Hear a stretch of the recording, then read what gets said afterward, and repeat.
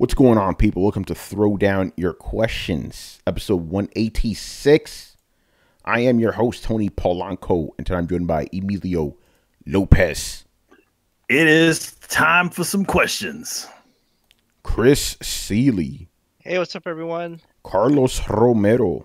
Yo. And Adam Vale. Sucker Free Sunday. All right, no Brian action because I think he's off to see.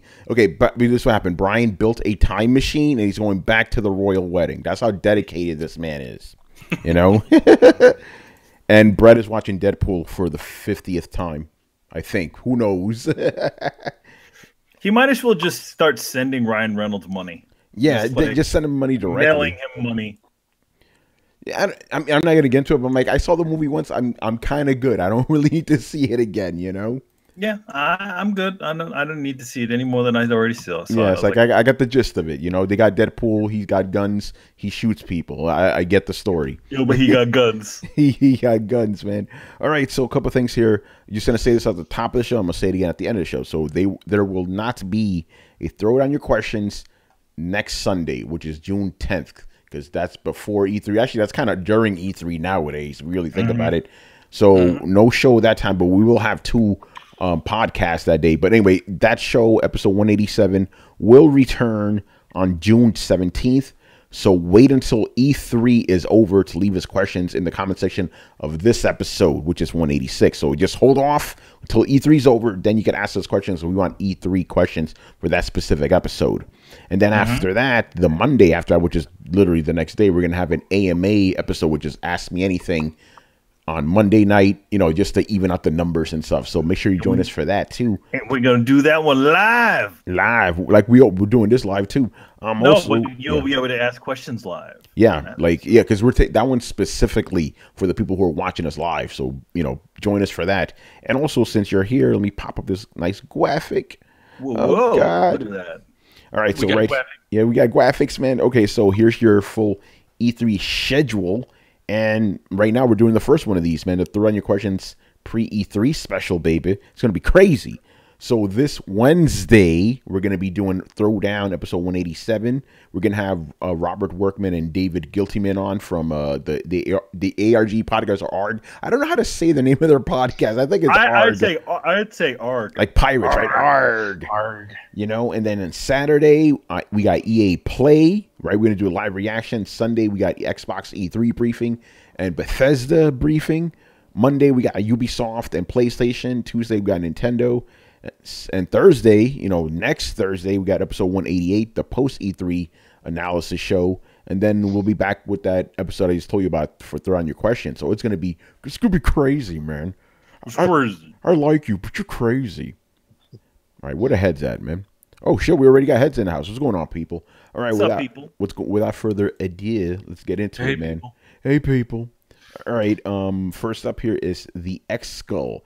So his question is, what would be your top 5 E3 2018 hopes that you really want to see but are unlikely to? I'm not going to restrict you guys to 5. If you can't come up with 5, don't worry about it. But what are some things you want to see at E3 that you know is not going to happen? Oh, no, we can't say that we know for sure not going to happen. Yeah, but that's the nature of the possible. No. That's the nature of the question. That's the nature of the question. I don't. That's not good. I don't like that question. Yeah, well, you're gonna have to. Okay, you can refrain from it. By the way, Black Metal Gamer also asks us the same type of question. He just goes, "What are some announcements from the big 3 that you want to happen but you know is not going to happen?" All right, I'll go first. How about we add one word to that? Could not happen. We don't know. No. We gotta be with it because you know, like there's some things you know for a fact is not going to happen. So yeah. All right, so I'm gonna start. Sega coming back. Yeah, and announcing a release date on Shenmue 3. But that's it. Do we want that? Do you want another Sega? No. You know, okay. I'm gonna start it off, and then we're gonna. Okay, you base it off of it. Yeah, I want to see a stall brought back. It ain't gonna happen, right? I want to see Konami announce a new Castlevania game with actual good developers. That ain't gonna happen, you know. What else? I'll come up with some other ones later. But Adam, that's the gist of it. You want this to happen, but you know it's not going to happen because they're assholes or whatever, you know. One for me is, and this is actually pretty broad. It's just kind of geared towards the studio. I don't think Valve is going to show up to any of the press conferences to release a 3 sequel to one of the 2 games, like either Portal 2 or Half-Life 2 or Team Fortress 2 or any of those games. We're not gonna get it. We're not gonna get an announced 3, but I want it. It'd be crazy. Left 4 Dead 3. I'm tired of zombie games, but I'll be down for Left 4 Dead 3 though. Yeah, I like what Shanasi says here. Scale bound. Yeah. That would be nice, but it ain't happening. All right, so I have one then. All right, I got 2. Ghostbusters, another Ghostbusters game. Yeah. Who knows? That'll never happen. Another Tony Hawk game. If they could fix that, bring back the old crew. Neversoft. That's not happening. Damn, my man said Neversoft. I haven't thought about them in years. Fuck. Yeah, man. They did some great games, but Skate came and just killed them. And then EA was like, all right, we killed those guys off now. Let's stop making these shits. You know, that kind of stuff. Because I would add Skate on that list, but the rumors are that they are doing one, so I can't. But the Tony Hawk definitely doesn't look like it's happening, so I could say that. But I would like to see it. A remaster or a new version of Manhunt. You know, I doubt I'll ever go back to that. But man, that was before its time, man. Those brutal kills. Remember, put the bag over the head and shit. We've never seen that till this day. Like they never went that gritty. That was pick up a piece of knife and just shank the guy in the neck, and they would zoom in on it. And you see all the blood squirting everywhere. That was nuts. Yeah, I don't think. Yeah, you can't get away with that nowadays. All right, Carlos, go ahead. A virtual console for the Switch. Everyone Everyone wants one. But we know we're not getting it because they're making too much damn money off of those classic consoles. Yeah, So just mod your shit and you'll get it. I showed you the video. They're doing it. Yeah, See, they make people do this. They make people. Nintendo does this. You know, yeah, they do it. They know what they're doing. You make me do this shit. Mighty Nerd says he wants Capcom to release a Marvel versus fighting game compilation like Street Fighter 30th anniversary, but it's probably not going to happen. Yeah, I agree with that. Capcom already said they're not doing those, you know, because I think the Darkstalkers game didn't do too well. Even though they did re-release Marvel versus Capcom. They did re-release it, like the first 2 games, I believe. They did a collection on PS3, but that didn't do well. Then the Darkstalkers one didn't do well, and they're like, "Yeah, we're just not going to do this anymore, except for Street Fighter." I thought he was going to say he wanted a remaster of Lost Planet. No, that'd be Brian if he was here. You know, Brian would want that. I want the Lost Planet. The first one was awesome. Yeah, Soul Reaver. That's not going to happen. I wish. That's up to Squeenix. I've been asking for that shit for years. You know, if you guys have been checking out Throwdown since the beginning, I've been talking about this shit the whole time, man. That's the one where the guy jumps to the flip side, right? Like if you can't get through a door and then you flip to the dark world and then that door is open. Yeah, that's he can go between the spirit world and the real world. I had that for Dreamcast. Yep. Yeah. Came out for PlayStation Dreamcast. Chris, you got anything, man? Yo, I've given up on Siphon Filter. Yeah. I've said that's been my prediction for 2 years. Like, oh, they ripped the thing. I'm just gonna give up. I'm just gonna say Siphon Filter. We're never gonna. No, it's gone. It's gone. My dream's gone. No Siphon Filter for me. No, that's Brian. That's another Brian. But I'll join in on that. No SOCOM either. Brian, I like Lost Planet and SOCOM. Thank you. So yeah, I mean, every year I'm like, oh, we're gonna get closer because Siphon Filter. No, I give up. Yeah, it ain't happening. Anything else? Crackdown coming out this year. Oh, speaking of Crackdown, I went back to that. I started playing. I went back to Crackdown 1. I did the backward compatible just because I'm still trying to get all the orbs. It just doesn't hold up anymore for me. So it's like I'm looking at it. I'm like the gameplay and all the stuff. I'm like, we've had so many other games come out since then that have done a better job. I think that's probably the vibe that a lot of people got when they were able to play it. They're like, wow, this feels a lot like the first one, and it feels dated. So I could see why they decided to scrap it and go back to the drawing board. Man, you got anything? Let's see. The Bouncer returning. Oh, yeah, that ain't happening. That ain't happening. Agent. Agent. That and I'd like to see a sequel to Einhander. Yeah, that ain't happening. And Turbo number 3. Isn't that also a beat 'em up? Yeah. No, it's like it's a fighting game. Fighting Right? game. Yeah. Yeah. A new Dead Space. Oh, we're not gonna get that. Man, Yeah. Yeah. some bullshit, E3, some bullshit. Awesome. All right, man. Unless anybody else has another one to add in, we could move on here. This one is a little bit. It's the opposite end. This is from Kevin Spacey's Lemon Party. So his first question is, "Hey, I like that name better than the cum stain one he had before, whatever the hell it was." So his question is, "What third party surprise do you hope to see?" This is just hope. It could happen. It may not happen. You just hope to see it. Mine. I was just talking about this. Yeah. To NBA Street, if EA does an NBA Street, bring that series back. Bring back Skate. Right, there's rumors of that, so I hope that those things are true. And that's it. Those are the two that I really hope for. Yeah. By the way, Life and Times, man. Appreciate you being here. Save that NBA talk for some time, other time, bro. This is E3, baby, and it's a gaming show too. Manny, third party surprises. Third party surprises, like real surprises or fake surprises? No, it could take whatever you want. Take it however you Things that want. you think is possible surprises. A possible surprise.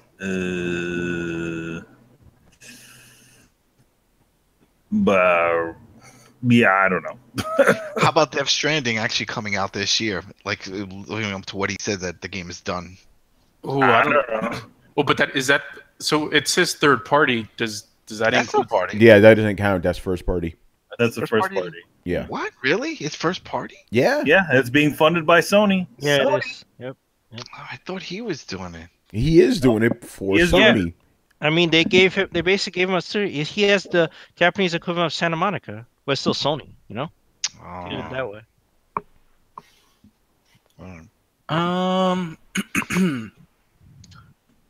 I don't know. Well, let's ask Mr. Brett, who's joining us. What's going on, Brett? What's up, guys? All right. So, what third party surprises would you like to see at E3 this year?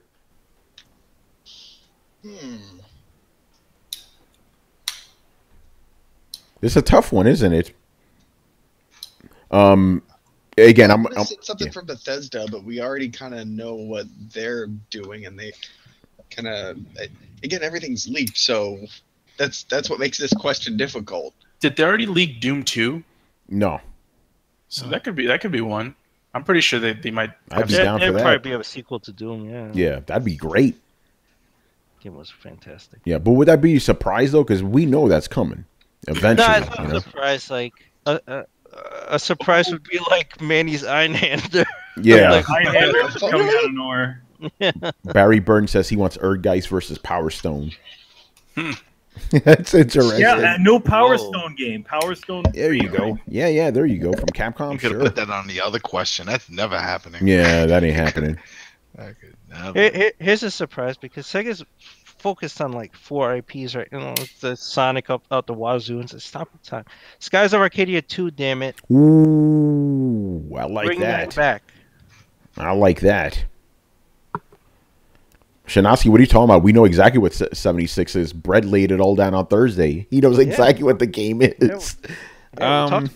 Yeah. New Bioshock. By the way, what is that clicking I keep hearing? Somebody clipping their nails or using a stapler or it sounds something? like a lighter. Oh, Yeah.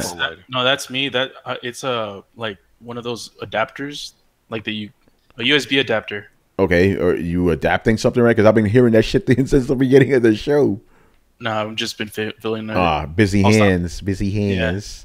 I hear. More like I idle hands. yeah. I've done that before too. I remember not to derail it too much. Back, this was when like Rachel was recording the show. She was like, She was like, Tony, were you clicking on something the whole time? Like, oh shit, I had my like nail like clipper, and I was just clicking on it the whole time without realizing it. You know, because you don't notice that shit. You know. E3 classic. Revenge of the Booth Babes. Booth Babes, you're not gonna see that ever again. Not in this environment, you know. Oof, yeah. Mighty Nerd says my third party surprise is the Marvel fighting compilation, but also Raiden Fighter Aces. Okay. Have they said anything about Beyond Good and Evil 2? No, we It's, got which big year? It's got customizable characters. Yeah, you got customizable characters now. Yeah, I don't maybe know. they'll probably. I mean, my guess is they'll show something this year. But I don't know if it's because it's hard to say like surprises because pretty much everything leaked. It's like, what is there left to talk like to try to figure out? Yeah, I think there probably is something, but yeah, I don't really know, you know, because everything gets fucking announced, you know, leaked. Yeah, because I mean, we could have, like, if Bethesda didn't say anything about the Fallout stuff, that would have been something that probably someone would have predicted. Yeah, exactly. Like, and I think they already flat out said there's not going to be another Elder Scrolls game, so can't add that in there. Yep. Oh well, all right. This question is pretty much running out of juice, so let's move on to the next one. They don't got enough to go around. Yeah. Okay, so this one's kind of funny. Which PlayStation E3 disc was better? The 1995 PlayStation 299 mic drop or the 2013 video showing how you can share a game with a friend? So which one was it was sharing the game. Sharing. The Sharing. That share was was smack the in the biggest. face right there. Yes. Yeah. That was like that just rubbed the salt into Don Matrix like fucking foot in his mouth bullshit. And wasn't that like the day after they showed Day it? after. Yeah. Like, oh, we have sharing here, and he just there you go. He literally handed a game to his boy. Well, didn't he hand it to Adam Boyes, the former? I believe so. guy? Yeah, that's right. Yeah, Shuhei Can I Yoshida buy gave that? it. Yeah. Sure. And That that was was a solid it. burn too. Yeah, that was just a solid burn. Yeah. This Although is how we we do share. not want to take away from the PlayStation 299 announcement. The man literally goes up there, says 299, walks off the stage. Like, damn, son. 99. Bam. Like, and the thing is, Sony Mini had a mini version of that same year with 2013. We're like, yep, $399. Yeah, and the question is, it's like, which one was a bigger disc? I mean, the whole sharing games is It's just a bigger disc. Yeah. They just knocked the shit out of them. Yeah. They really. Yeah, like I said, I want to give props to the to 299, but yeah, the bigger disc was easily the game sharing thing. That was like, damn, son. That shit felt like Pusha T versus Drake all over again. You know. All right, man. So we'll move on here to Black Metal Gamer. So he goes, at the PlayStation conference, what IP would you want Bluepoint to announce they are remaking? Manny, I'm going to you first since you're the Bluehole fan here, or Bluepoint, whatever. The Bluehole. Jeez. Wow. I always call him Bluehole. What's Bluehole? Is that the name of a band or something? I don't know. Anyway, Bluepoint, go. Blue Ocean, maybe. Maybe. Blue Ocean. Since Bluepoint does a lot of Sony games, and they supposedly have some big super game that's in there, I'm gonna say, actually, I would like to see them go back and do another Metal Gear Solid 3. Oh yeah, or Metal Gear Solid 1. Like, just make a better version of that, because it needs to happen. That's it. Yeah. By the way, Bluehole is PUBG developers. That's why I got them confused with. I thought they were the PUBG Corporation. No. Make up your mind. The PUBG Corporation owns Bluehole. It's stupid, you know. Or it's the other way around. The Bluehole Corp, owns PUBG. It's one of them. It would seem kind of weird if the PUBG Corporation has a developer under their wings that makes PUBG. It's like, it's like I think it's Bluehole owns the PUBG Corporation. But yeah, I'll go with Metal Gear. Sure, why not? Actually, no, fuck that. Infamous, man. Famous. Yeah, specifically the first game. That'd be awesome. Actually, I'm down for that. Like a complete remake using newer technology. That'd be crazy. You crazy, man. Crazy, man. All right, Chris, go. Shit. You know what? I would love if Konami gave a crack at a 3D Castlevania to these guys. Maybe they would do something. But Don't remake anything. Don't touch the Gabriel Belmont games. Forget those. Those are buried. Bury them and never talk about them again. Make a new one. So Chris said, "Fuck the question. I want a new game." I never want those remade. They were bad the first time. Yeah, Remaking them you won't know. help them. And we're gonna get Bloodstain, which basically is like an homage to Symphony of the Night. So I don't need that remade. Remaking that would make it better. You could play that now. It's great. You know, but there hasn't been a decent 3D Castlevania game. There hasn't. No, never. Ever. So maybe these guys could do it. Maybe if you give them a shot, like, hey, can you do that? Can you do something like look at these games, right? But don't look at them and make something better. By the way, Czar is great. Says he wants Blue Point to make SOCOM 1-2 Combat Assault. Okay, that'd be cool. I guess SOCOM 1-2 Combat Assault. I'm guessing is what he's saying. I never played any of these games, so correct me if I'm wrong there. Pretty sure Brian will be happy with that. Yeah. I don't know. Can it be any game? Like any franchise? I think realistically it should be a Sony first party, but whatever. Just have fun with it. I don't care. I would say remake all the 2D Sonics from the Genesis. Oh, that's already been done. Oh yeah, that is true. That is true. As a matter of fact, the same guys that did Sonic Mania did those, but only for the phone games though. They need to put them on our consoles. Oh, okay. Okay. Yeah, they did them. I didn't know that. Okay. Yeah. I'll think of something else. Remake all the. Yeesh. I was gonna say all the Halo games, but they did that too, and they fucked it up. Oh yeah, man. And then I was gonna say, remake Secret of Mana, because obviously the other people who remade it did a bad job with it. Oh shit. Master Shake says Final Fantasy Tactics remake. By the way, who's typing back there? I love how when I call you one of you motherfuckers out, you get mad quiet. It was Adam, by the way. I knew who it was. I'm not typing. All right. Playing your video games. Oh, but Def Jam. What if they remake Final Fantasy VII, man? Whoops, we didn't get the memo. Square, you doing that? Shit. Yeah, I thought you guys announced that shit like 10 years ago. What's going on? They're going back. We thought it was April Fool's joke. They're going back to they're going back to formula like the Green Goblin. Back to formula. Yeah. All right. Brett, I know you hate remakes, but what do you want to remake? I don't know, Tony. What kind of sandbox video game do you want them to make?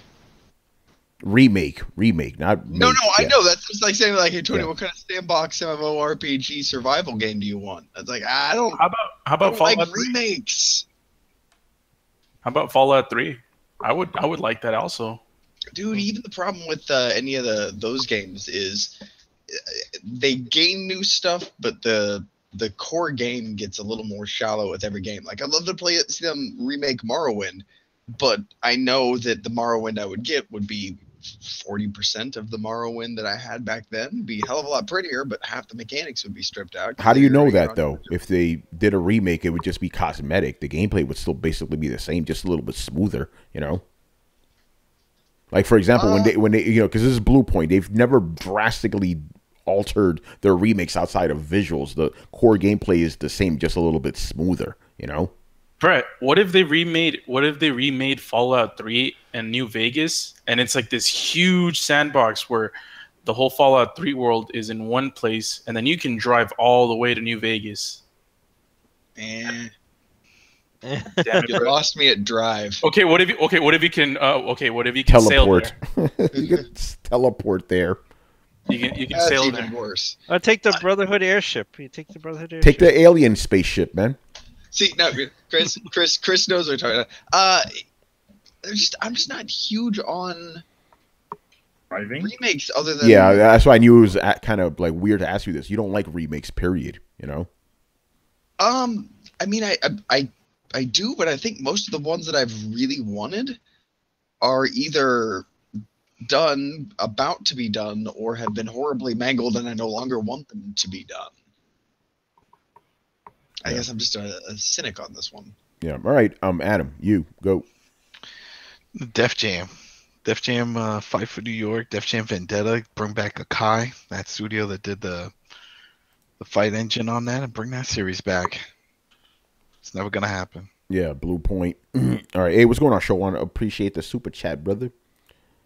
All right, so we'll move on here to All Day Digital. So, okay, what things don't you want to see at the PlayStation, Xbox, and Nintendo press conferences? TV. Yep. Anything that's coming in 2020. Anything remotely related to motion controls. Nope. Don't want to see that, you know? None of this 2020 shit. I want everything that's going to be coming out within the year. I don't want to see what they did for PSX. That whole, we're going to sit down with the developers and chat. That thing, man, that formula was so horrible. The fireside chat. Yeah, the fireside chat. Yeah, like, I mean, when they announced like, oh, we're gonna focus on these 4 games, like 10 minutes a pop or something like that. I'm like, oh no, not again. Because it's just, man, it's just a whole bunch of awkward small chat and like these forced conversations and stuff that a lot of people didn't really care about. So I hope Sony doesn't do that in this conference. I hope. Yeah, go ahead. Oh no, go ahead. Yeah, I was just saying. I hope Xbox doesn't do. Oh, we got more backwards compatible stuff. It's like, okay, guys, let's move on to newer shit now. You know. I don't want to see that. Right, Brett, what don't you want to see from these conferences? This is your time to shine. Why is this my time to shine? Because you can say, I don't want them to do this. Now. Yeah, like I don't want them to do, I don't want to see this. I don't want to hear that. That sounds like a Brett thing. Well, more. I just don't want to see more of the same shit. I appreciate that. I appreciate it. Like, all right, Agatha Christie, let's go ahead and do this. I like that. I just don't want to see more of the same, but I am seeing hints of new types of game. Like this new Fallout game has me at least really excited that at least some companies are trying to do fresh experiences, trying to open genres, trying to reinvent games.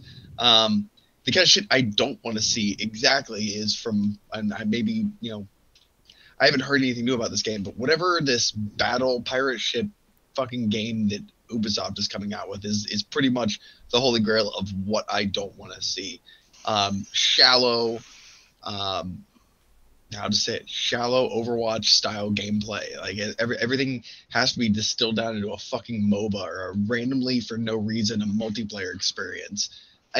That's the kind of thing I don't want to see. More shit flavor of the month, more battle royale games, more wide as an ocean, deep as a puddle type of games. So do some new shit. Like I'm just so sick of all the same shit over and over and over and over and over again. But again, like I already know that that's what we're going to get. Everybody's riding this battle royale bullshit, but there are some people doing other things that just. What I don't want to see is the same tired trope shit or things that are half-baked ideas off of something else that was just recently popular. I don't want to see coattail riding. But right. Everything's going to be fucking PUBG, isn't it? Probably. I want to add in, I don't want to see game announcements of nothing more than a logo. You got to show me something more, not just a fucking logo. I don't want to see that from anybody. No, you know what don't want to see? I don't want to see a company go out there and say, we're going to have an announcement in 3 months at our press conference. Oh, I got one for you.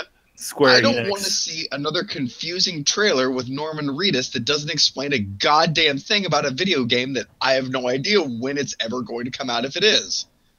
You know what? There's only one confusing trailer with Norman Reedus. Well, actually, no, there's 2 now. Miguel says he doesn't want to see Days Gone anymore. Yeah, I'm. Yeah, I don't need to see that. It's like, okay, we know what it is. Just get it out there. Stop talking about it. I'm surprised by your guys. Well, not surprised, but I'm mildly confused by your guys' disdain for Days Gone. Like, did it do something to you? No, it's what it doesn't do. Yeah, no, it's the same reason for I have to not disdain, but not caringness for the State of Decay. We've seen a million of these fucking zombie games already. I can't get excited over that. That's my thing. You know that, Brett. Yeah, but you all like, but you'll Are you excited? You for love most of the zombies, games and you that can't you understand. Well, No, I mean, it's just Are you most of the excited for games that you one, play Last of Us 2? That's like saying I don't want to play another paramilitary game.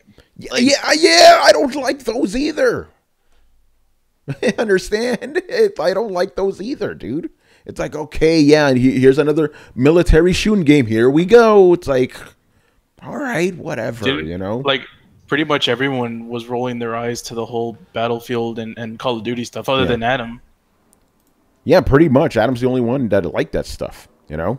So, Brett, Well, it's just a preference, I like dude. shooters. Yeah, it's just a but preference. it's not. That's why I get confused because like zombie game isn't a game type. It's just a narrative or a theme. I'd be like, No, it's a game thing. It's like it's a game where you're shooting or melee killing a bunch of brainless hordes that come at you, you know? So it's a gameplay thing too. so you think like Last of Us and Dying Light are the same game, the same type of game?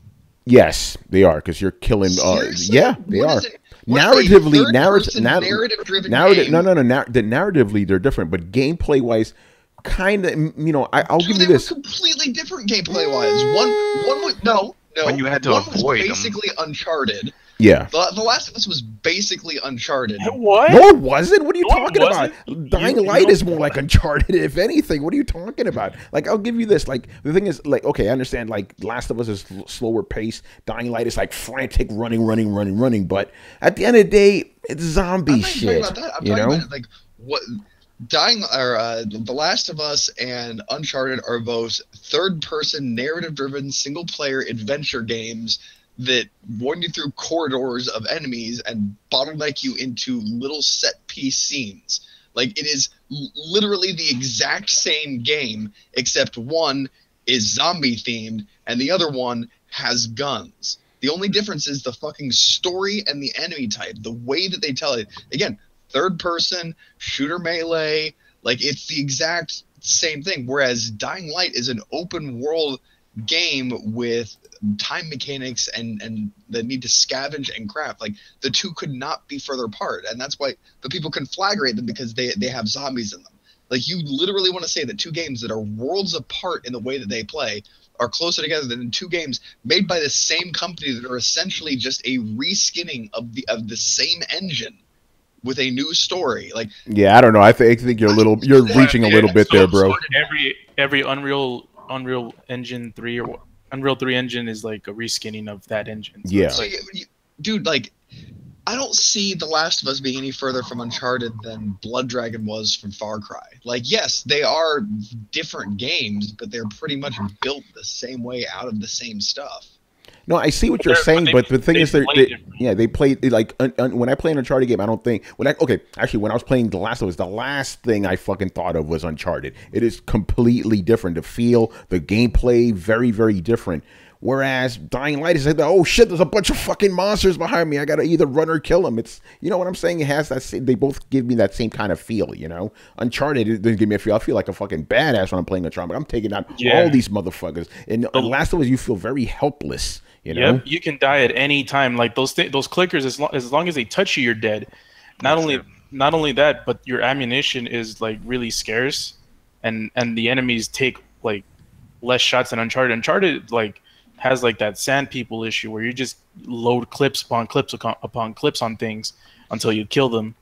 So they play. I mean, yeah, they're both third person narrative driven shooters, but they play distinctly different. By the way, Brett, the guys in the chat are not agreeing with your assessment right now. Oh, I'm not saying that they're the same. That they're okay. Are you guys getting confused, thinking that I'm saying that they're similar games, or they're less similar games? You said Uncharted and Last of Us is pretty much the same. They're just different. Yeah, it's the same thing, but just reskinned. It's pretty much a retool. Like I said, it's like Far Cry and Blood Dragon. Like it looks like the same engine, the same team, the same people. It looks like the same creative team. There's not a whole lot of difference, but the story that they tell, and yes, I will agree, the way that it makes you feel, the intensity, like Uncharted is, you know, it's loose, it's fast, it's funny, it's light. You know, The Last of Us is none of those things, but those are thematics of a narrative that make you feel a certain way. Like, that's not necessarily the gameplay itself or the way that the game is built. That is the way the story is being told. That credit belongs in the hands of the storytellers, not necessarily the people who are developing the engine. The Last of Us has weapon fragility. If crafting, you know, It has crafting. yeah, it has a lot of similarities to. It has a Dying Light, leveling up actually. system. Yeah, You know? I know it has a lot. And we got of way like, off fucking you track really, here. You really think that an open world, free-form questing, you know, exploration, crafting-based game is closer to what The Last of Us is than Uncharted? Seriously? No, but we're not saying. But we're not. That's what this whole thing started off as. No. It started off because you're saying The Last of Us and Uncharted 4 or Uncharted are pretty much the same game. Yeah, that's where you lost the narrative. It started way before that when I said The Last of Us or Last of Us is more like Uncharted than it is Dying Light, and everybody disagreed with me. That's my whole context for the whole point of this thing is I'm not saying Uncharted is anything like The Last of Us. I'm just saying they are way closer together than Dying Light is to The Last of Us. Dying Light and The Last of Us are hugely different games with vastly different mechanics, world story structure, quest system, crafting, and multiplayer. The only similarity is that they both have zombies in them. That was my point. Yeah, okay. And my point still stands that I am sick of zombie games. All right? It's as simple as that. You know, so that's where but it's not disdain. I just sick and tired of that stuff. I've been sick and tired of stuff for like a decade now. When going back to Uncharted, the first Uncharted game had a section where you're essentially fighting zombies. I'm like, oh my fucking God, Uncharted's doing this shit too. That was fucking 11 years ago, you know? So I was already tired of it. Dinosaurs is all I'm saying. What happened? I like Adam with his dinosaurs. No, I liked the zombies. I just got tired of them. I don't like them in games. It's the same. I've never liked any dinosaur game. Yeah, exactly. I've never liked zombies in games. Period. Unless they were like beat 'em up zombies, if you know what I mean. But that's a whole different thing. It's like I don't like melee enemies that just mindless monsters that just come at you in droves. It's boring. So you don't like melee games? No, I don't like melee enemies. I said melee enemies. Like so you like your enemies in your melee game to shoot at you, but they don't hit you? I'm confused. What? No, if the enemies are shooting at me and taking behind, and actually, if their enemies are shooting at me and they actually care for their own lives, I like that because their strategy. No. You don't like melee enemies. You don't like enemies. That's my name for them. Melee enemies. Enemies that don't have weapons. I just come at you like. Ah! Understand? I don't like those like horde enemies that are just there to just overwhelm you. That's a better version of that. Yeah, let's call them horde enemies because melee enemies could convince you. That's just my Tony name for them. I don't like horde enemies. Very annoying. But if they have weapons and they're actually taking cover and shit, and you could tell they're thinking, that's cool to me. You know. It's just like, oh, okay, here we go. Just don't even bother aiming. Just and you're done with them. You know. Let's mow them all down. Yeah, anyway, we got way fucking off track. I don't even remember what the question was. Yo, man, about Ninja Turtles. Should we get another one? Yeah. What don't you want them to do at these conferences? Yeah, I definitely don't want to see any more logos. Like, show the game. You know. Yeah, kind of like what they did with Horizon, or like they did with Metroid. You know. You know, and Smash Brothers. An agent, exactly. No, I've said Horizon. They didn't show a logo. They showed a game. Yeah. All right, I'm gonna move on. G Megaforce 123. So his first question is, what do you hope Ghost of Tsushima plays like? More like Neo, more like Souls, more like Bloodborne, more like Assassin's Creed, more like Onimusha or Tenchu?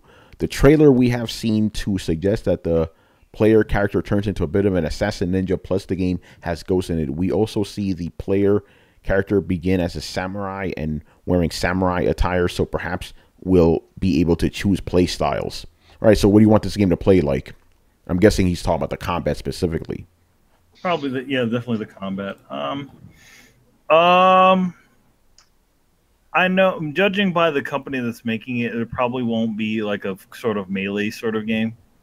So I think it's going to be something maybe in the same kin as something like a God of War or Souls-ish games, where you're a little more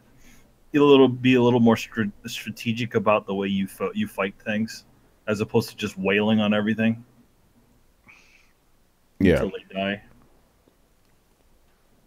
Yeah, if it's based on sort of the soul stuff, then it's not a bad thing to sort of bite off of.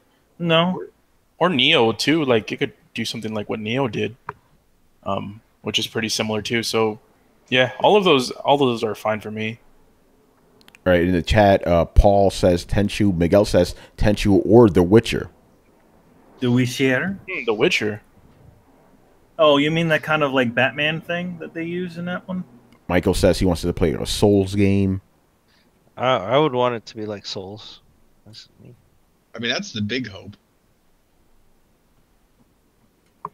Tony doesn't care for samurai. Yeah, I don't really care. You know, as long as it plays good, fine. You know, I don't really care one way or another. Ooh, Mirage, we'll get to your question later on, man. Carlos hit me with that question in the Skype. All right, Brett, I guess Souls for you, right? Oh yeah, of course. Adam. I have no say in this. Yeah, you don't care. No, I don't care. Like, I don't like no samurais. I'm trying to think of a good sword game. I can't think of one. Like a good 3D sword combat game. I can't think of any. Other than the Souls-ish games. I mean, but I don't know if I want this thing to play like Dark Souls. You know what I mean? Well, like I said, that's like what I said. For Honor. Well, I would say with or you say For Honor, or I was saying God of War, where it's not exactly Souls, but it's ish. Yeah. I mean, maybe Devil May Cry, but no. But he's a regular human. He can't do all that crazy shit. Number one, I don't see them making fucking like a game like that. This game looks like it's going to be more grounded. You know? Yeah. Well, even if the combat is exactly like Souls, I think this would be like a different experience. Because I mean, just from looking at the trailer, it looks like it's like pretty narrative driven. Like it looks like it has a story they're trying to tell. Yeah. Yeah. You know what? Yeah. You know what? I'll go with that stuff. Yeah. No. You know what? If it plays like Souls, I'll be okay with that. You know, because I was just thinking about Assassin's Creed. Assassin's Creed, the last one kind of took Souls combat, did it pretty well. So yeah, if they could do something like that, that'd be cool. You know. All right. Anybody else want to jump in on this? I think we pretty much answered it. Yeah. All right. We'll move on here to the second question. Okay. He goes, E3 sometimes brings interesting innovations that never end up making it to market. The Nintendo Heart Monitor, for example. What's the most... Yeah. So what is the most interesting E3 idea / innovation that you have seen? That didn't come to fruition? Or? Yeah, that did not come to fruition. Oh. That you thought was interesting. Oh, I got one. What was it called? Milo? Milo and Skittles, yeah. Milo was definitely one of them. That thing, I mean, it was creepy as hell, but it looked like a interesting piece of technology. What came to my mind was something that we haven't heard of since it like not long since it got announced, is the HoloLens. Where the hell is that? Oh shit! Yeah, that's right. When I saw that shit they did Microsoft did an amazing job presenting that to the public. Mm-hmm. Ain't happening. They're using it, just not for gaming right now. It's more in an enterprise environment. I didn't think their showing did a very good job of selling what in the hell it was actually for, and I feel like augmented reality is inherently limited. Like there's only so many situations where you don't want to be immersed, but you want to be playing a game. Well, I'm saying the technology is interesting. I'm not saying that it's better than virtual reality or something like that.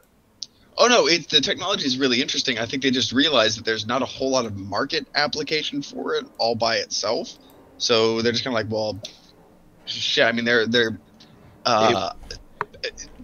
was never meant for games, though. That's the thing. You guys are thinking it was never meant for us. They showed off. Then why put it at E3? It was a platform that keeps showing off the tech. It's always being used just for the enterprise environment and for medical use. But that makes no sense. Like that's just the way they did it. I don't make the rules. Yo, that's let what me they say on their website. It's not for gaming. Let me interject real quick. Paul in the chat said the Wii U.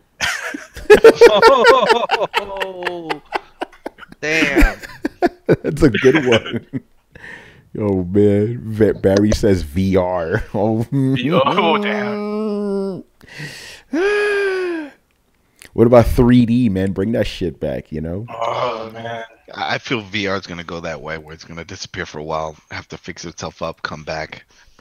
I'll be honest, maybe I'm just forgetting. Now. Yeah, I can't think of any innovations that I thought were interesting that came out of E3. It just seemed like gimmicks at best, you know? Yeah, it's a lot that of sex gimmicks. chair. The sex chair. Oh my god, you wanted that, Adam? No, but it was something that it would sound interesting. I mean, they showed somebody sitting in there and it has all these ports and things and it plugs in and you're interacting with somebody and it was a subscription service and all this. What the fuck? Damn, is that gonna be a thing? Is that gonna be like the next plug and play service? But Plug and play, Adam. Were you plugging into, son? Oh, it had all of it, didn't it? It had all of it. It had stuff. It did everything.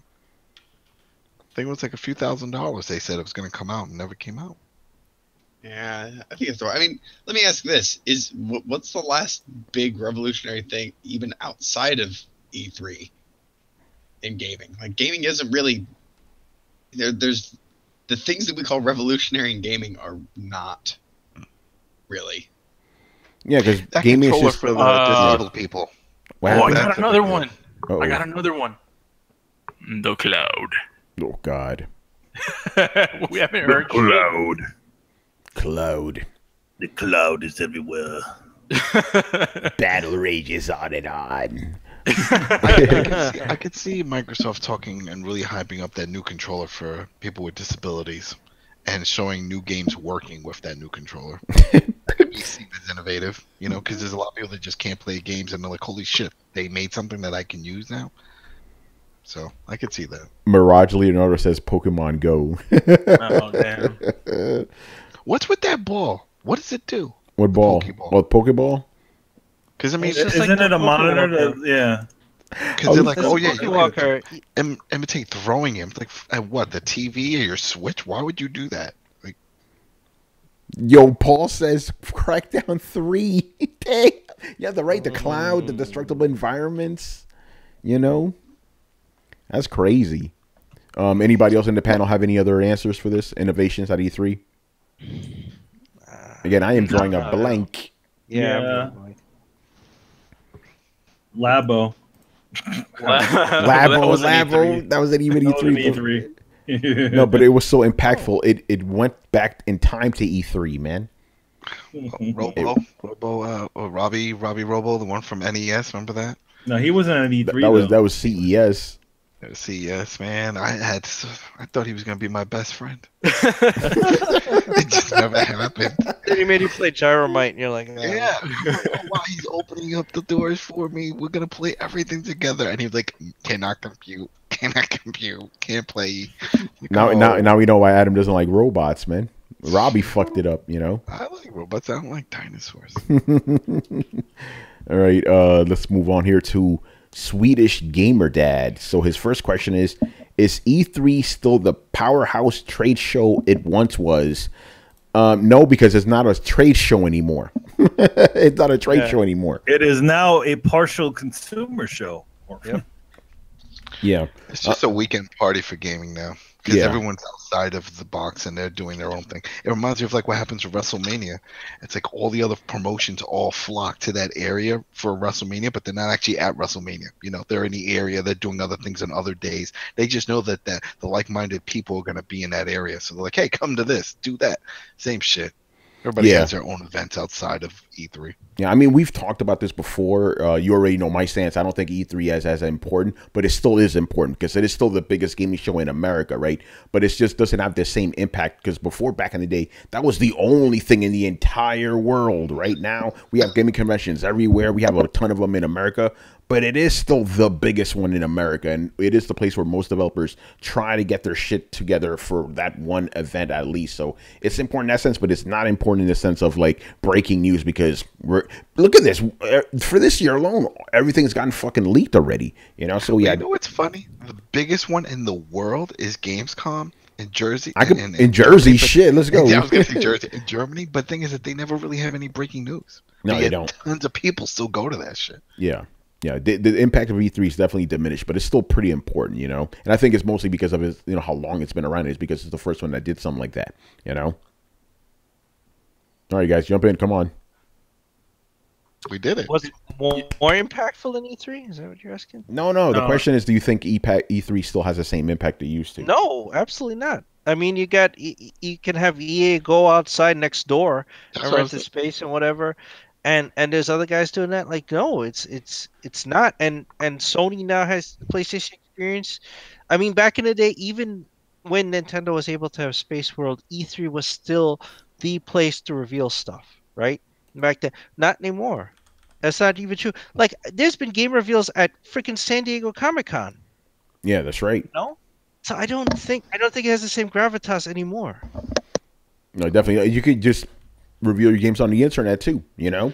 Right. Yeah. On Twitch or whatever, you know? Well, that's a shame though, like, because it doesn't have the same impact. Like, let's and somebody please correct me if I'm just, you know, romanticizing here, but I remember back in the day when E3 had more impact, video game news seemed to carry more weight. Now it's all just kind of dispersed through multiple avenues, through multiple shows or multiple leaks or anything like that. It's just become this weird, the whole weekend news kind of trickles in, as opposed to, you know, oh, this big announcement used to hit and everybody got excited, and a big another announcement used to hit and everybody got excited. Now it just kind of peters in. The news doesn't filter through to everybody at the same time, so it's this kind of slow metered reveal that just doesn't have the same oomph to it. It doesn't get people as excited. I get that it's cheaper to, you know, just put up a trailer on Twitter or whatnot, and 4 months later maybe it's the same thing, but at least at the time it doesn't feel like the party that it did. Everybody's not celebrating the same game and getting it hyped up together, and people are just like, oh, that's cool news, I read on Reddit. It never will, because the internet ruined everything for everybody. Yeah, no, that's true, because you're right about that. Before, you know, when like, you know, like this Fallout game, for example, probably would have hit bigger, you know, back in the day, maybe, you know what I'm saying? Because now there's just so many gaming sites, so many YouTube channels, Twitch, everything gets dispersed, so people don't. And then since you get so many announcements all the time, you kind of get numb to it, you know what I'm saying? So yeah, and definitely, like the guys in the chat are saying too, yeah, like, you know, like basically leaks. That shit's ruining everything too. That's it. You know? Yeah, it's ruining. Back in the day, you just had magazines, and that was it. Yeah. You know. Well, remember, we had a conversation not too long ago where we talked about how, like, E3 wasn't as big as it used to be, and how, I forgot, someone mentioned that it was getting replaced. It's like, oh well, something has to replace that, but like how Brett mentioned, it's like it's all dispersed into these like small little events. So it's like little mini E3s like throughout the whole year. And I kind of disagree with Brett about the impact. I usually during E3 they used to announce a whole bunch of stuff, and some stuff would get lost in the news. So sometimes, like when, for example, a Fallout or a Pokemon gets announced a couple of months or days or weeks before E3, if they're not meant for E3, then I think that's fine, since like we get to dedicate our time and days just talking about those specific announcements. Do you remember what? Maybe it was one of the years of the Xbox 360 when Microsoft had an E3 said, you know what? This is when they were pushing that every game had to have a demo, and they said every game that's going to be on the show floor is going to be on Xbox Live. You'll be able to play all the demos, so don't worry about waiting for the long lines if you're not here, because you'll be able to play. That was awesome. They don't do that shit anymore though. Yeah, we've been talking about that. It's like all these companies should have demos out that week, you know, to get people excited at home. Yeah. But yeah, no, it definitely doesn't have the same impact anymore, man. Like, and I've said this, I know I gotten, you know, people got mad at me over this, but it's just the truth.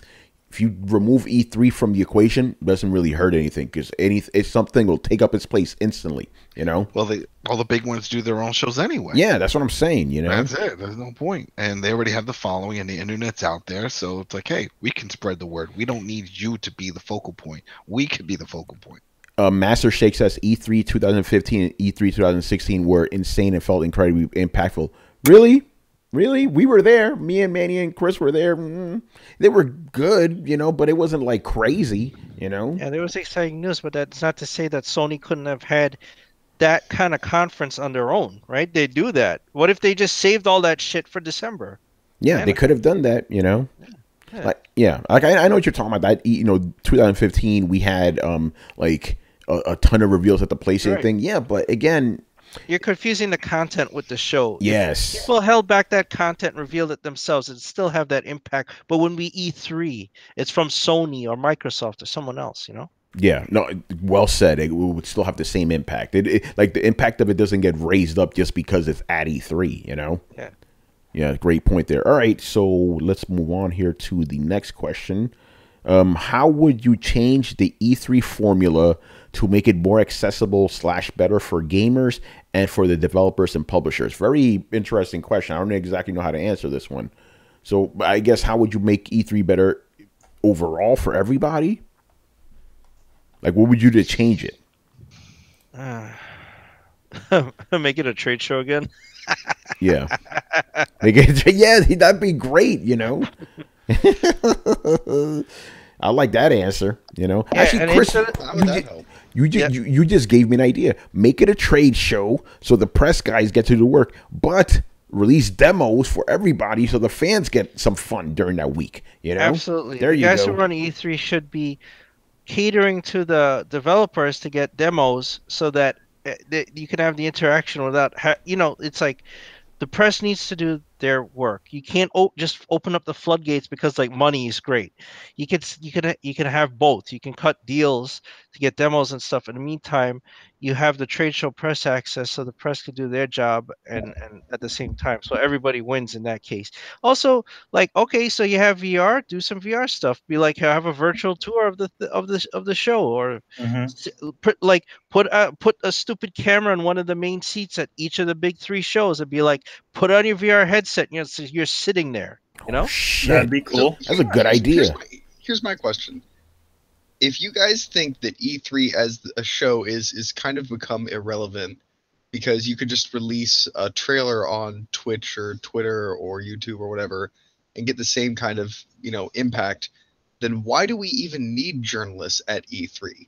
Why not just release the video on Twitter, have it be a completely consumer-based show, let everybody on Twitter freak out about it, and call it the end of the day? I got an answer for that, because you're not going to get the type of developer interaction you do when Tony goes to a place and talks to a developer or whatever. A trailer's not going to give you that.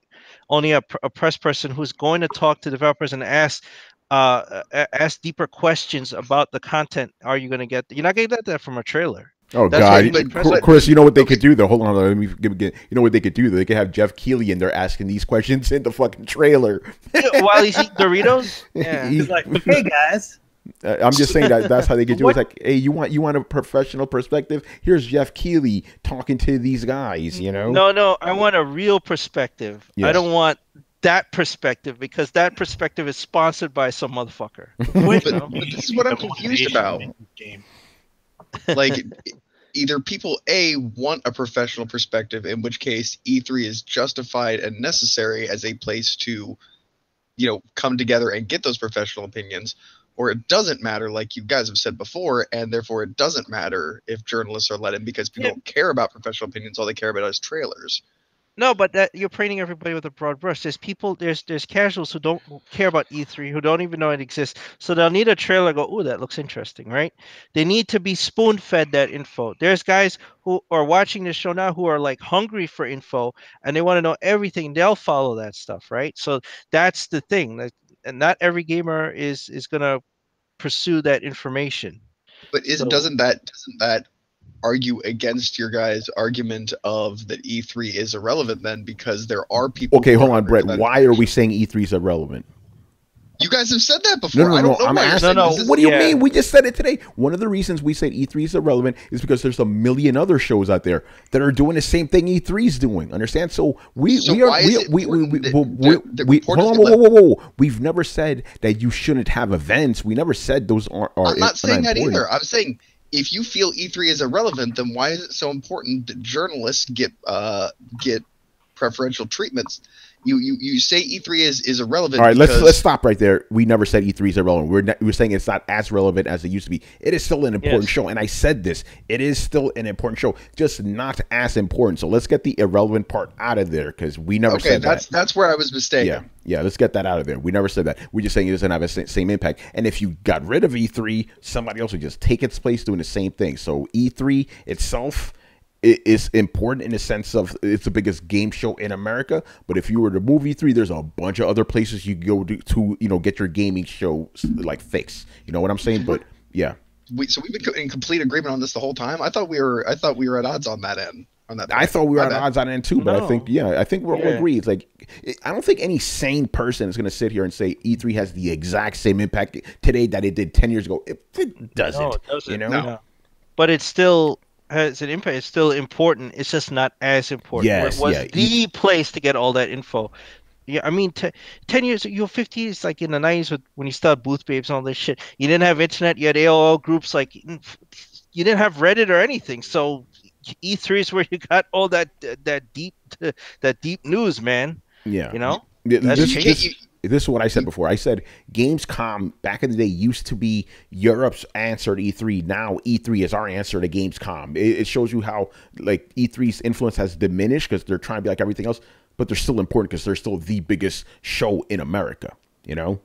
Okay, so then to answer the question of what could they do to make it better, like I'd like to see E3 become the centralized version or the centralized place for game announcements. Like just stop petering this shit out through all the year, get together as an industry and decide that this is going to be the time when everybody's going to do this. Stop trying to play. Everybody needs to stop trying to play their own game because it's kind of taking away from the relevance of E3. I think if everybody decided like, yeah, okay, like we're going to have showings at another show, but we're going to do our announcements when everybody does their announcements so that everybody pulls a focal spotlight onto this one big event, which was kind of the idea before. Short of that, I don't see any way to fix, and there's no way to get back to where it was because, as these guys have said, the internet. The only way that it could even be brought part of the way back is, again, if it were the central hub for most game announcements. But there's so many other shows that things are being announced at by now that it takes away the importance. Yeah, and you can't put the genie back in the bottle now at this point either, you know?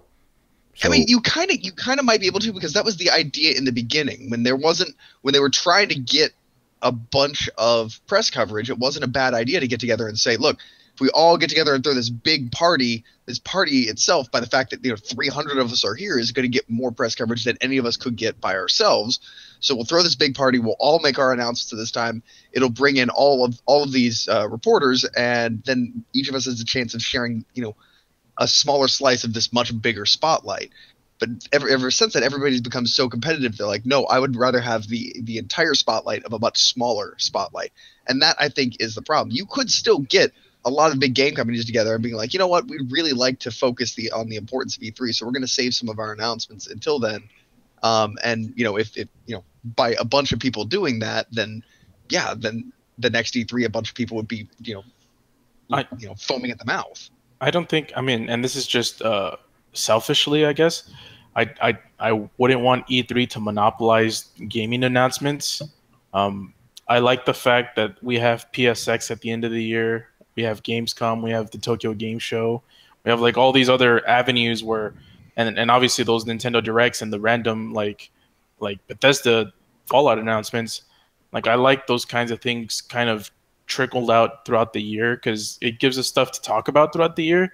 If everything was just announced during E3, or at least the whole chunk of it, or most of the chunk of it was an E3, then we'd only have one week out of the year to look forward to for gaming announcements. Well, what if but that's the way it used to be back in the day. What if we're like E3, Gamescom, and the Tokyo Games Conference? Like literally each country has a big one-off game show, and you just stayed away from companies making their own things. Like I agree with that until you get to the PSX at the end of the year. Like I don't understand why Nintendo and Sony need to have their own press conferences when they couldn't just play with everybody else. That's the thing that gets me. But if they could make their own announcement on their own terms, why wouldn't they? You know what I mean? It makes sense for them to do a PSX or whatever like that. It really doesn't though, because let's put it in sheer numbers. Like if PlayStation were announcing something and they could get 100 reporters who are interested in their PlayStation thing to come and cover it, right?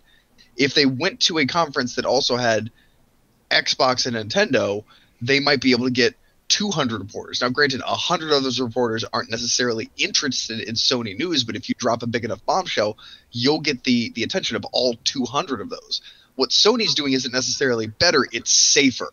They're only getting fanboys in the room. They are only getting an echo chamber. There's nobody there that is going to really super criticize the things they put out, but they're also not getting the chance to put their product in front of people who aren't looking for the message of their product. The only people that tune into that are already Sony fanboys. That's not a place that you're going to grab the attention of somebody who's an Xbox fanboy or a Nintendo fanboy. But if you're an Xbox guy, you're not going to tune into the PlayStation conference during E3 anyway. You're not interested in that. No, Understand? But there's so many reporters there, and there's so much buzz going around E3 that you're going to catch wind of it in the kind of revelry of the mass celebration. And that's my point. That was the whole point of why it was put together. Is I may not go to the Xbox panel, but if they're releasing news at E3, even if I'm only going to E3 for the PlayStation panel, I'm still going to hear about Xbox's news. It's gonna trickle outwards. But Brett, look at it this way, and we talked about this earlier. The whole Sony diss with Microsoft. Mm-hmm. After Microsoft's press conference and Sony dissed them with, oh, you know how to share a game? This is how you share it. And everyone was like, oh shit. Then Microsoft just immediately just lost all the market share of attention that they would have gotten if they just did it by themselves in a secluded time. It's much riskier, and that's the thing. It's no, but bigger risk, bigger reward. But you asked Brett, why do they do that, and what's the benefit? And I'm saying if they get 100% of people's attention instead of half of it, or maybe less than half of it, then that's too big of a risk for a company to take. It's a safe play, and that's exactly my problem. Is it's lower risk, lower reward, and they're going for the safer of the two. Yeah, it's much easier to hold a convention in just an echo chamber because nobody's going to criticize you, and that's the exact point. If you put yourself out in public where not everybody's a fanboy and you get criticized, especially if it's legitimate, then yes, you've generated bad news, and that's always a risk of doing that kind of thing. But I don't think the answer to having a little bit of risk is to go hide in the corner. Wait, hold on. But the reporters that are at the Xbox conference are the same guys going to PlayStation Experience. So how you think those reporters are just suddenly going to decide, hey, I'm going to just write good about Sony? That doesn't work like that. And also the thing is, whether it's Xbox, whether it's PSX or E3, all those trailers are still going to be shown on the internet, so they're going to get the same amount of scrutiny and attention regardless. It's like PlayStation Experience doesn't get less attention; it gets the same amount of attention as E3 because it's also on the internet. Understand? So I don't think it gets the same amount of attention. It just does to people who run in Sony circles, and it seems that way because let's be honest, a lot of us run in people who are Sony circles. But if you but again, if you're an Xbox guy, don't have a PlayStation, they don't give a fuck about PSX. No, I understand that, but the thing is, if you're an Xbox guy, you don't give a fuck about what Sony's doing during E3 either. Understand? You don't give a fuck about E3, and in the midst of all that E3 announcements, the whole point is to spread the news further, and by I guess what I'm getting confused about is if you don't see the validity of this, then what do you think the whole point of doing E3 in the first place was? Because the whole premise. No, I understand, my point. No, Brad, I understand. But the thing is, the original reason for doing E3 is no longer valid in this day and age. That's what I'm trying to tell you. I say it's not as valid, but I still think it has some validity. I still think you would see a boost if you made a big fucking weekend about it and more people participated. One of the biggest problems, and it's the same way with Comic-Con, and I experienced this firsthand. Yes, I'm super excited to go to Comic-Con. I went to Comic-Con, and I went to Comic-Con again, San Diego Comic-Con. And even in, the few years that I was going / looking to go, watching the huge major distributors drop out, the fact that Marvel didn't go, all of a sudden made me not want to go about 10%, made me want to go about 10% less, because it delegitimized it. They're like, you're going to San Diego Comic-Con, DC doesn't bother to show up, Marvel doesn't bother to show up, none of the big movie producers bother to show up. There's no game company that year or anything like that. There's just nothing big there. And so all of a sudden you're like, it's one of the reasons I haven't pushed real hard to go back to San Diego Comic-Con, because what the fuck is the point? If the major people aren't going to make it there, then I don't give a fuck. And yes, I would absolutely go to a Marvel panel. Am I going to tune into Marvel's little, YouTube announcement thing? No, go fuck yourself. I don't care that much. I'm just interested enough to walk by and see what's going on, to hear any big announcements in the midst of all this other stuff. But I don't really care all that much. And quite frankly, I have so many weird nerve interests sprinkled all the way everywhere that I don't have the time or the energy to constantly be checking up on every little one of them. That's why things like new seasons of shows that I love to have a tendency to sneak up on me, because I haven't heard about them. Because even though I love them, I just don't have the time or the energy to go to all these places. So I would absolutely love a centralized location that gave me the news that I wanted and, put it all in one place. And I wish that San Diego Comic-Con was still that, because now all this news is so spread out everywhere that it's not really worth tracking down anymore. And I don't want to go back to Comic-Con again because nobody big bothers to show up. So I know for a fact that my interest has been reduced, and the amount of money that I have put into the industry has been reduced as a direct result of that. I can't help but think that even if it's just 10%, that there has to be a little bit of that. That can't be isolated to just me and just the comic industry, can it? I don't know, but here's the thing, though. It's like you say all this news is spread out, which it is in the sense that there's a million websites, but can't you just be like, okay, here's my favorite gaming website. I'm going to get all my news from them. They're going to have you covered. You're not going to miss anything. Just be like, whether the news is shown at E3 or at PSX, your favorite gaming website is still going to cover this stuff. So you're not going to miss it. You know what I mean? My thing is like, you want to, because I feel like they're everything centralized, but E3 now. But I feel like E3 is being less covered, and with the addition of E3 is more covered now than ever with a million sites now. What are you talking about, dude? No. There are more sites covering it. Like it feels like they're sending either less people out there, and I'm sure part of this is the fact that reporters are having trouble getting past the consumers and the actual crowd to get into things. But have you seen how many shows Throwdown's going to have this year? Yeah. We're kind of the exception, dude, in the sense that we're actively trying to battle the fact that there are so many people there that it's hard to get stuff. But in the last few years, in E3 especially, I've heard a lot less hands-on news and a lot more retweeting about trailers. And yeah, there's 90 million fucking sites doing that, but that's all that they're doing. They don't really have that many boots on the ground. To be fair, the big sites have absolutely no fucking problem getting people into. And I'm going to say, and this is just me personally, though it was annoying to get to each appointment, I got to each my appointments just fine, and I got to play every game I had in my schedule just fine. And I'm just a middle guy, you know what I'm saying? So there's plenty of coverage out there. You just need to know where to look. Like I said, you find your favorite site out there, they'll hook you up. They're going to give you all the news. You're not going to miss anything. And it really doesn't matter when it happens, whether it could be PAX East or PSX or Gamescom or Tokyo Game Show or whatever, you know. If you want a centralized place for news, the internet's your centralized place for news now, you know. That's all I'm saying. Anyway, very good conversation. We went off track, but that was a good one.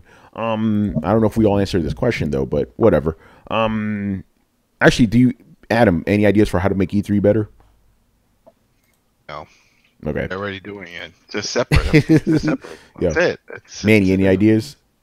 I mean, they're trying something this year. I mean, there's still quite a bit of growing pains happening with the show. Like they're still at the same time not only trying to be an industry show, but be a consumer show. I mean, I bring up the biggest thing out of it, which is like, okay, so now obviously now these places, like Square Enix and and a bunch of other places are actually selling merchandise at their booths. So the thing is that there's like a limit on the size of bag that you can bring inside of the place now. So like, okay, the thing is that like, okay, you buy a bunch of stuff. So what are you going to do? So, okay, in the inside, you get like a big bag, right?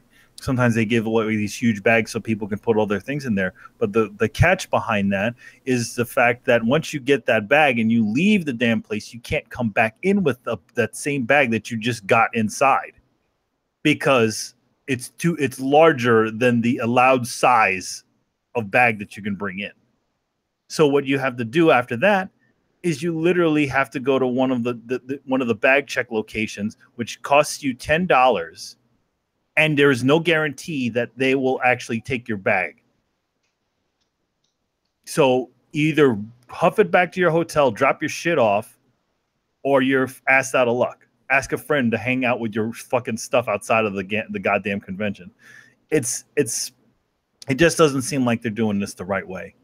You know, they have to look at shit like Comic-Con. They have to look at shit like all these other situations where they allow these sorts of things to come in. And how are these guys, how is a place like New York Comic-Con or San Diego Comic-Con able to let these, let people come in with all their comics and things to sign and bring the bags that they want to bring? Mm-hmm. And they can't figure, and then E3 can't figure it out. Yeah, I mean, I've said this before. It just seems to me like E3 is like, okay, guys, we're going to figure out how to do a gaming convention without looking at how other people do conventions. It's like, hey, we're going to invent the wheel, guys. It's like, you're going to talk to the guys that already made the wheel. It's like, no.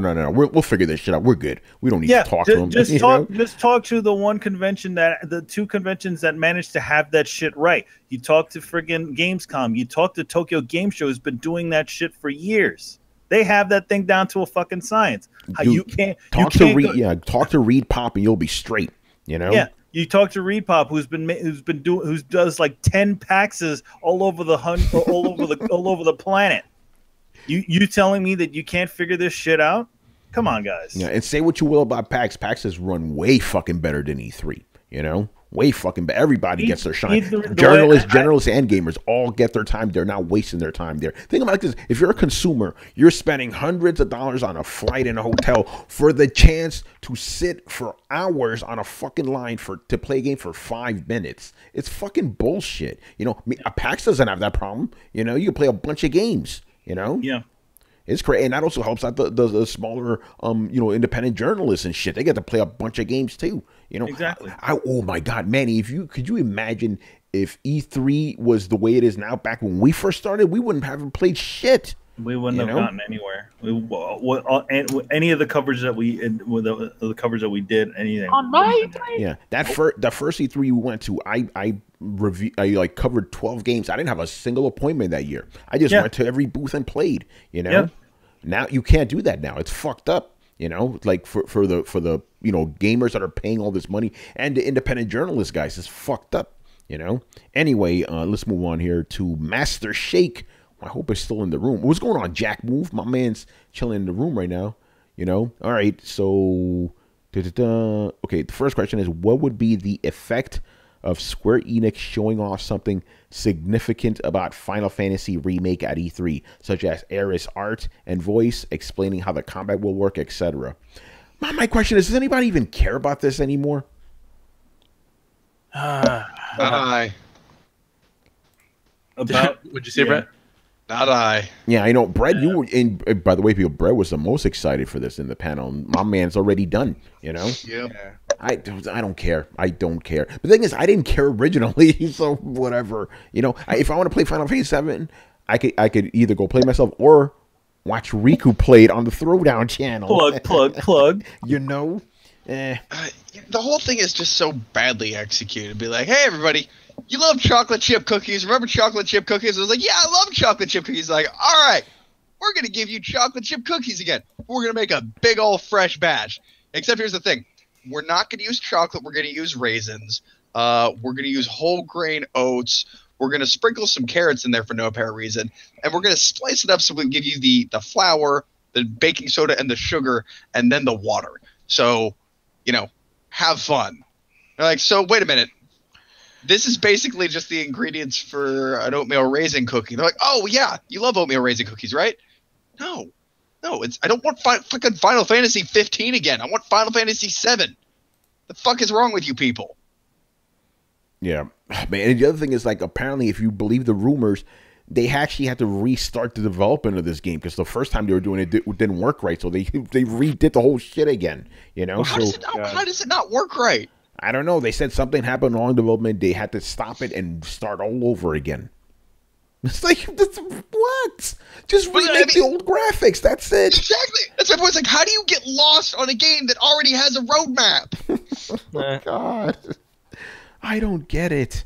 So we're probably never going to see this game, people. Like, you're going to be like, oh, but they've been developing for 3 years. They stopped developing the shit. That's what I'm telling you. They restarted it recently. So the fact that it's been in development, even if it has been, the fact that it's been in development for 3 years would be a huge red flag if we have heard this little about it. Yeah. why is it that Square Enix games are always like this? Like their major games, always take a fucking decade to make. You know, Kingdom Hearts 3, fucking Final Fantasy 15. Now Final Fantasy 7 Remake is going to be one of these games too. Really? Like the game already exists. Honestly, because I think it's because they treat their audience as just this evergreen well of money that whenever they can fuck off, and then be like every time they need money, they're like, oh shit, sales have been down and our new products have been pushing. Go ahead and start the new Kingdom Hearts. We're gonna need some money inflowing here. Like they just view it as this well that can be tapped, and it's not a huge priority. In fact, it should be the tent poles that are carrying their studio, because otherwise they're kind of fucking irrelevant. I haven't seen them coming out with any new giant games that are going down in the history books. Have you guys? Well, you mean the Square Enix Japanese company? Because Square Enix itself has been doing some dope games. The Tomb Raiders, Deus Ex. The Japanese Hitman. companies, not as a publisher. Yeah, I you know what? I'm going to keep it real right now. I think if it wasn't for those Western developers, Square Enix would not even be really relevant right now. You know? Yeah, all the Eidos games. What happened, Carlos? All the Eidos games. Yeah, the Eidos games and Crystal Dynamics, they're the ones that are really keeping Square Enix afloat right now. Let's just be honest, you know? And it's funny because the Japanese side are like, oh, these games aren't, selling as much as we want to. It's like 8 million copies of a game is pretty fucking good, guys. Chill the fuck out. By the way, okay, so Master Sake, just so you guys who don't know, he says, okay, originally CyberConnect 2 was working on a Final Fantasy VII remake. Square Enix didn't like what they were doing, so they scrapped it. Now they're doing the game themselves. So everything that we've known about the game may not even apply anymore. And maybe they'll give us what they want, what we really want. The original game just with nicer graphics. That would be fantastic. Nobody needs Final Fantasy 15. Well, knowing Square, they're probably gonna try to mess around with that tech demo they showed at E3 for like when the PS3 reveal. Somebody needs to go back in time and erase that thing from history, because that's what started all this. That's what nobody was asking for a Final Fantasy VII remake before that shit, Because they probably released that and they're like, if we were to make Final Fantasy today, this is what it'll look like. Yeah. But everyone lost their minds. That was. Why would you do that? Yeah, man. What even compels you to be like, hey, the most beloved and remembered thing that we've ever done? Well, we could make it way better. We're not going to, but this is what it would look like if we did. And then they're shocked when people are like, can you actually make that? Yes. God, no. Oh, wait, we're out of money? Yes, we can. Yeah, they paint themselves into a corner, man. They should not have released that fucking bullshit. It wasn't bullshit. I agree with you on half of it. My half is when they released it and they got the response they did, they should have been like, oh, yeah, we're idiots. We should have anticipated this. We need to remake this game. Can we get somebody on that? Call Derek and have him get this thing greenlit now. No, I agree with you. Once they put it out there, it's like, guys, now you have the responsibility. You paint yourselves in that fucking corner. But my thing is, they should not have released it in the first place, man. Oh, man. If everything had gone according to plan and we lived in a world where they did respond to the response and make a remake of it, then we would be having an entirely different conversation. Then we'd be saying, when Square Enix really keyed it off is when they made that trailer and then sold a shitload of Final Fantasy VII remakes. That they got so much money from. We'd be having that conversation if they actually pulled it off. The only reason we're saying they shouldn't have put it out was because they failed so badly at the follow-up. Yeah. By the way, the conversation if that happened, theoretically speaking, if that happened, the conversation we'd be having now is us getting hyped for the PS4 remake of the Final Fantasy VII remake that came out on PS3. That's what we'd be getting hyped about. Yo, they're gonna remake. They're gonna put it on PS4, son. It'd be like Shadow of the Colossus kind of thing. It'd just be this like beloved thing that they want to re-release just about once a generation so everybody and their mother can continue to play it. Yeah. Oh my God. And we'd be talking about the PC port of it too. Man, Square Enix, you fucked up.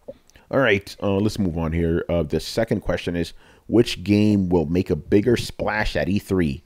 Pokemon or Cyberpunk 2077? Really? That's his question. Those are two different. Yeah, those are the audience that buys Pokemon. Dude, it's gonna be Pokemon. Which one? They got two different. The Pokemon it doesn't on Switch, matter. yeah. Pokemon fans are rabid. Yeah, I'm gonna go with. I don't give a fuck about. It's gonna be Pokemon. Pokemon fans are nuts. Oh yeah, I agree. I agree. Yeah. Does I any? don't think it's even a question. I was gonna say, They could announce Pokemon Snap 2, and people would still flip their shit. Yeah. Yeah. I don't think you're gonna find any disagreement here, so we'll go on to the next question. Actually, the last one of the night from Mirage Leonardo 84. So, by the way, Leonardo, you asked 3 fucking questions, man. So I'm only gonna answer 2 of these. You know. So the first one is: do you think Devil May Cry 5 will be at E3? And okay, actually, this is all part of the same question. Do you think Devil May Cry 5 will be at E3? And if by some chance it isn't, would you like to see an Onimusha game? I think didn't they already say Devil May Cry 5 is going to be at E3? I think they already confirmed that. I could be wrong, but I think I saw something about that. Yeah. And Onimusha, or maybe it could have been one of those leaks. To be fair, yeah. But I heard about Devil May Cry 5 months ago, though. You know, I think they're at least developing it. You know, we'll see. We'll see. As for Onimusha, okay, the question is, would you like? I never play these games. I don't care, so I don't care. You know, don't care. Yeah, I've never played them either. Devil May Cry, yeah. I mean, I think it's a strong possibility it'll come out this E3. Yeah, I agree with that. I think it'll come. It'll get announced at least. You know. Yeah, we'll get a poster. Yeah, there you go. You know, Mirage says Pokemon got delayed 2019. I didn't know it was coming out this year. Okay. Which one?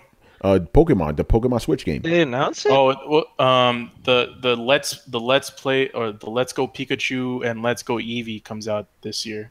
Yeah, Master Shake says DMC 5 and Resident Evil 2 remake are supposed to be the 2 Capcom games. Emphasis on supposed to be. We don't know yet. You know, it'll get leaked tomorrow morning. Watch. You know, but yeah, Onimusha. Does anybody in here care? You know, Chris, I'm looking at you. Onimusha? Yeah. It'd be nice to have, but no, I haven't thought about that game in a long time. As a matter of fact, like by the 3rd game, I was just like, the 2nd game sucked. The 1st game was really the one that was worth it, damn. But it's just Samurai Resident Evil, so, Yeah, who's saying I'm adding your fucking question? That is beautiful. Carlos, give me that one. That shit is hilarious. Does anybody care about Onimusha here? No. Not really. I don't think anybody gives a fuck. All right, so I mean, it's nice that they want to do it, but it's not something that would make me instantly go buy it. I kind of was already done with PlayStation by the time those games have already came out. I don't care. All right, so the next question is, do you think Nintendo will show us some new IPs that are not Zelda, not Mario, blah, blah, blah? Chris, you go first, man. Oh, go ahead. Whoever's getting excited, go first. Oh, that was me. Well, part of that weird leak of supposedly all the games that they were going to announce actually mentioned a new Punch-Out. Oh, but that's not a new IP, though. That's not a new IP. But, no, but it's new. Like they're talking that's about. Probably like, the Wii one they came out with a little while ago. That'd be cool if they did like a real story with Little Mac. I'm down for that. Punch-Out was fucking awesome. Mm-hmm. You know. Oh, but yeah, will we get any new IPs from Nintendo? I don't think so. I don't think so. Nah. No, I don't think so. Brad, I'm looking at you now. What? I must have missed something. Did we move on to a question or something like that? Yes. Do you think Nintendo will show a new IP at E3? Oh, that rhymes. No. Nintendo. Wait, I gotta take this chance to make a dig here. By new IP, do you mean an actual new IP, or will Nintendo show us an actual used IP with a new game? Because if you're asking if they're actually going to show a new IP, when was the last time they did that? Pikmin, maybe? And how old is that now? Like 20 years, probably. Yeah, so chances of Nintendo dropping a new IP are fucking slim to none. Well, a new franchise, maybe. Like the last one. Franchise, yes, not a new IP. That's why I was making the distinction. Yes. Okay, Dick answer out of the way. What the possibility of them announcing a new franchise? I think it's probably pretty good. They've got something in the works. It's probably something we've heard leaks or rumors about, so we probably won't be surprised. But by the way, I love the guys in the chat. ARMS was actually a new IP. There you go. Mm-hmm. I guess it was. Yeah, ARMS and Splatoon before that. Yeah, Splatoon is another one. That's right. Yeah, I'm not a big Splatoon fan. But I guess a lot of people are like, I'm actually really torn on Splatoon. I have trouble getting a bead on whether it's just got a small and fanatic fan base or whether it's a big thing. Well, I mean, those Nintendo guys need to play something. You know. Which means they're gonna spend a third of this conference talking about Smash Brothers, which is not new. Yeah. By the way, No. yeah, Hussein, we actually already talked about Blue Point, so I'm going to give you one more chance to ask another question, my friend. We actually did talk about Blue Point at the top of the show. So anyway, yeah, Nintendo ain't coming out with any new IP. Get the fuck out of here. Have they officially announced the Pokemon game yet, or is that still just Oh, yeah, everybody yeah, knows yeah. it's coming? Yes. Yeah, it's official. Like, what do we officially know about it? It is a Pokemon game coming to Switch. Do we know anything beyond that? I mean, do we know any details? Do we know if it's a port? Do we know if it's a remake? Do we know if it's its own game? So it's going to be a port of the it's a remake of the Pokemon Yellow, which is going to be called Let's Go Pikachu and Let's Go Eevee. It's going to get released later on this year, and next year is going to be a brand new Pokemon game for the Switch. Both of them are the RPGs. Carlos, obviously I'm not questioning you here, but for some reason when you said the first part of that, it felt like you were like trolling right now. Is that actually true?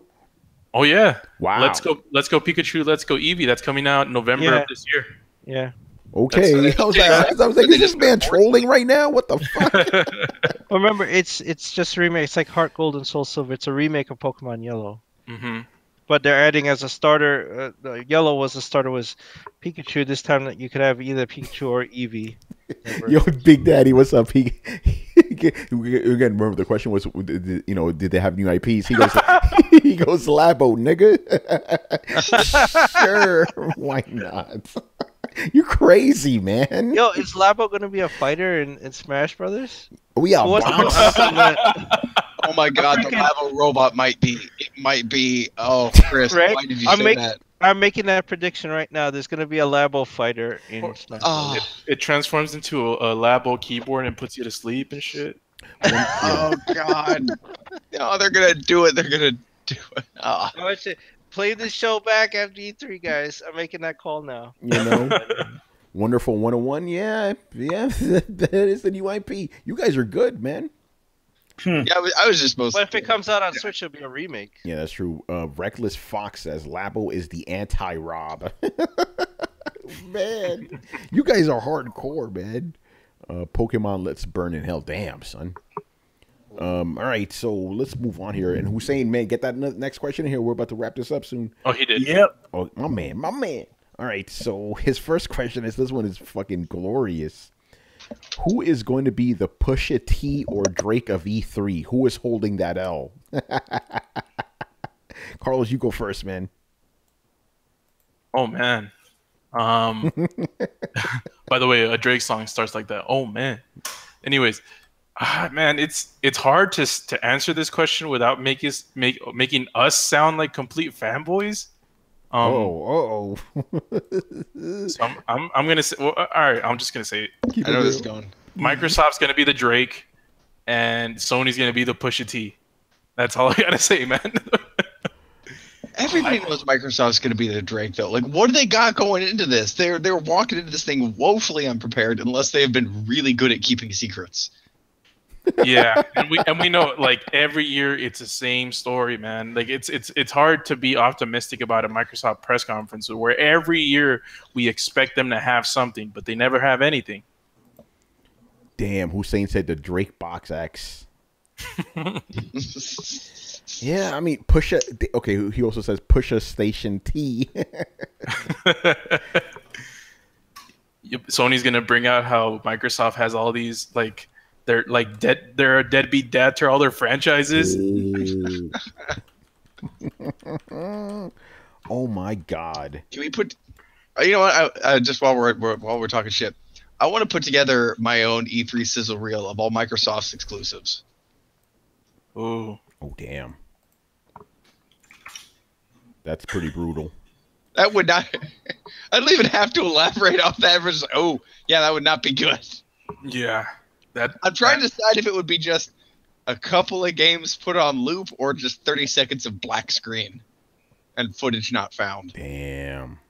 But they got Minecraft in 4K though. Oh, All right, man. That's I can't let that one. That still sticks to Minecraft. You may have Minecraft in 4K. You still have the shitty Minecraft in 4K. You still have babies Minecraft in 4K. The fact that you can't even play Minecraft as well as a PC player is just, it's shameful enough that you shouldn't be bringing it up. Damn. That's like being like, I'm so strong I can bench 45 pounds. Like, you may just want to check that one off the list, not even bring it up. Doesn't look good for you. Microsoft ain't taking care of their children. Bro. Yo. Dude, Microsoft is like the Bobby Brown of game companies. Damn. I didn't say it. Oh, you know it's true. Oh, I want you. That's not Bobby Brown, obviously. Damn. All right, so I'll stop right now before we get us in trouble here. And the last question here is, which series is most likely to get a reboot or a remake? So out of these three, which one do you think will be most likely to get one? And I guess it'd be announced at E3. Dino Crisis. The second one hurts my soul.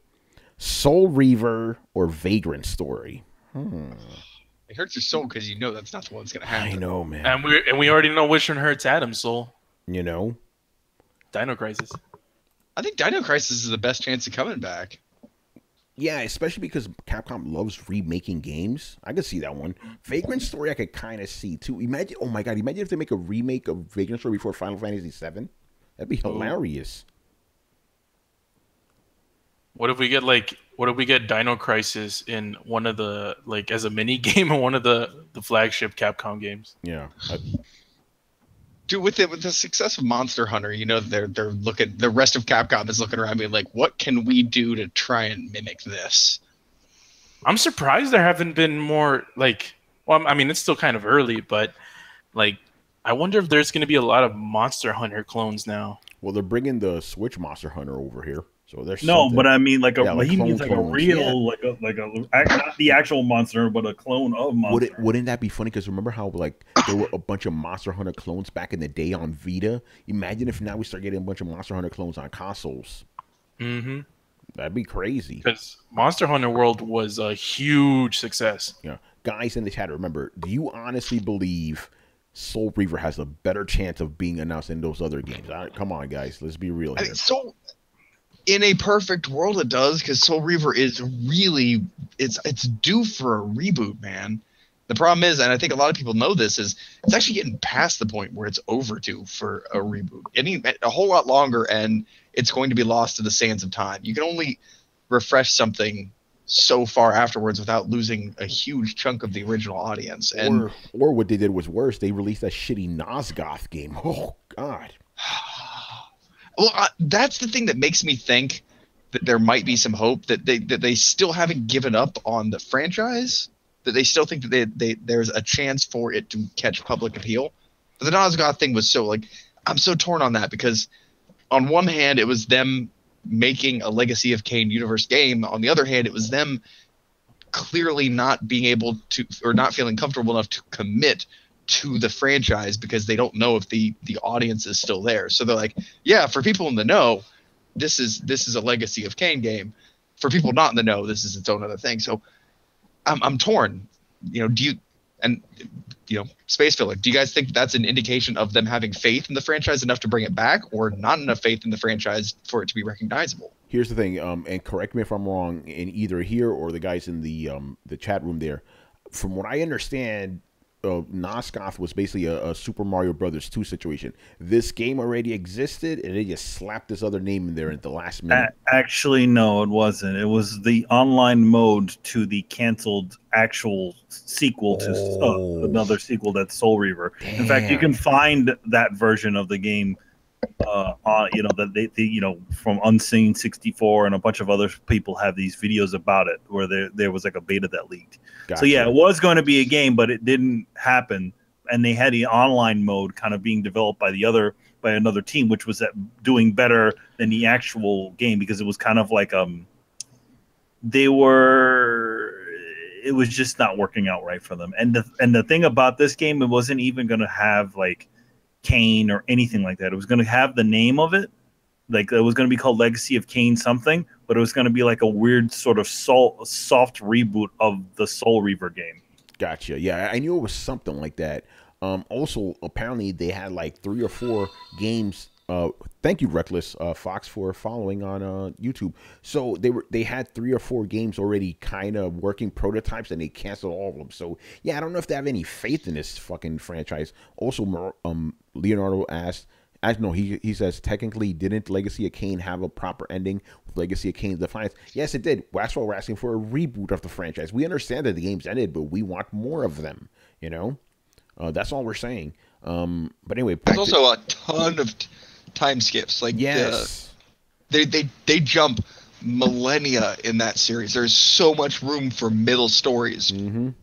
And I'm not usually a prequel fan because the world is usually already too set in stone for there to be any actual consequence. But literally, in one Soul Reaver game, there is a world. Like in the first Legacy of Kain game, you're in the human world. By the time you get to the second one, it's this weird hybrid one. And by the time you get to like the Soul Reaver series, humanity, as you know it, like you can't even recognize that this was ever Earth or that there was ever really humanity there. There have been vampires there for so long. They've transformed the landscape and evolved into different species. It is an unprecedented time jump. You could literally tell any story in that interim and have any consequence from the main character dies to they kill the bad guy to they destroy the entire world. It's one of the few instances of a prequel where you have free reign to do literally anything and not be boxed in by the game that comes after. The only thing that you couldn't do is kill Kain. That is literally the only thing you couldn't do in a prequel. Yeah. So yeah, there you go. You don't even need to reboot the franchise. There's just so many like ages there, you know, to play with.